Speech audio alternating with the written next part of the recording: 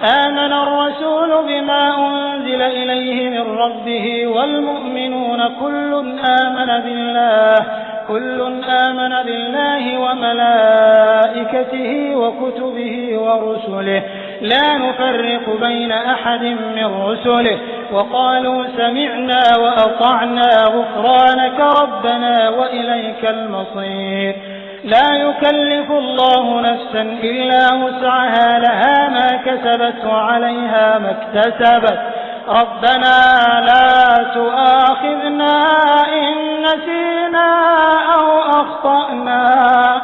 ربنا ولا تحمل علينا إصرا كما حملته على الذين من قبلنا ربنا ولا